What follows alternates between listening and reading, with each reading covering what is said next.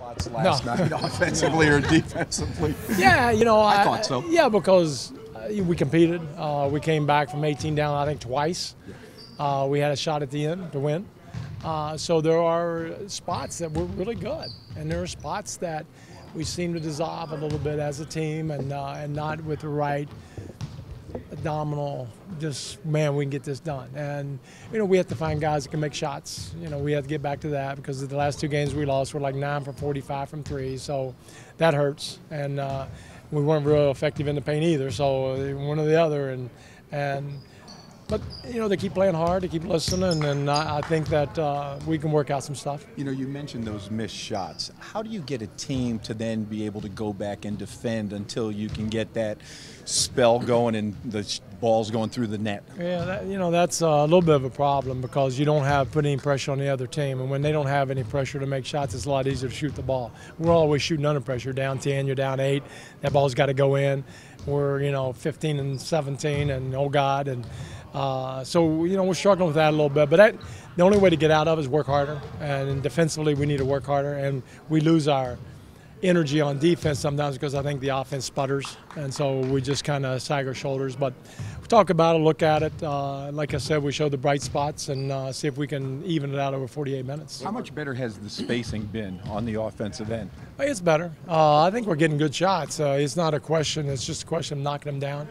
And, to get off the subject a little bit, I thought last night Kobe's performance, and I've coached a while and I've played a while, that's one of the best I've ever seen in the sense of both sides. I mean, what he did last night for 43 minutes, and although Chris Paul played a great game, and he is great, I thought Kobe did an unbelievable job on him and getting through pick and rolls, and then what he did offensively. I'm sitting there going, wow, this was good last night. What was your thought process to start Kobe on CP3 from the tip? Well, I think Kobe on the ball might be one of the better defenders in the league, and he takes the challenge. And I don't want to I'm already wearing him out, and we got to get out of this rut, and I hope not to kill him and rely so much on him to do so many things. But right now, if we're trying to get a quick win, that's the best way to go. What Gary may have told you, what's your level of optimism that Dwight will play tomorrow? Good. Yeah. Where's Jordan Hill after? Good. He said he's fine, so he should be back. Coach, and Meta's all right, or was he just? No, I think he's okay. Yeah, I think he's good. Are you planning on starting Meta again? Yeah, I think so. I think that's the way we want to go right now. And we'll see. Our first halves are not real good, and we're digging ourselves into a hole. We had to figure that out a little bit, and I'm thinking starting Meta might help. Didn't, but could be other circumstances. And we'll go this way for a while and hope it does work. But we got to get better starts. We're not coming out either with a fire and determination or whatever. It's not working right now. Is that more Meta at 3? So then does that open up minutes at 4 and 5 a little bit? Yeah, we do like Jordan at the 4 and 5, but I do want to go small and try Antoine again. I tried him a little bit last night. He hadn't played a while, so I'll try a little bit more. Is that a matter of who you're playing and how it's? A little bit. We don't want to.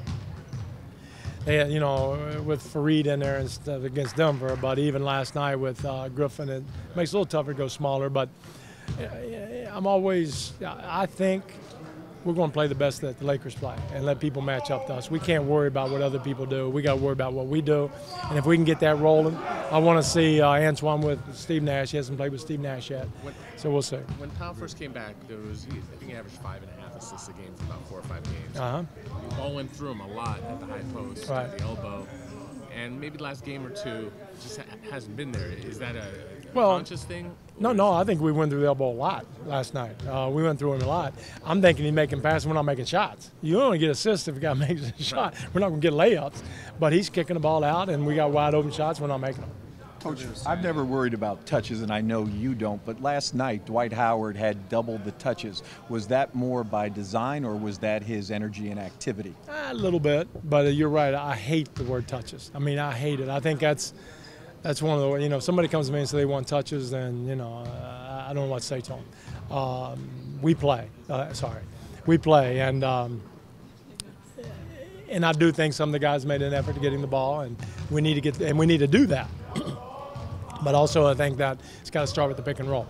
And we're not doing the pick and roll very well. We're not getting advantage on the pick and roll like we should. Why not, Coach? What's the difference from how you've run it in the past? There's not a relationship there yet, and I don't know if because of the lack of training camp, a lack of Steve being with us from the beginning, but the relationship between Steve and Dwight's got to get a lot better, and it's not there yet. It's not creating the easy shots that we need, and we'll keep working on that. And that's and I know we can do it.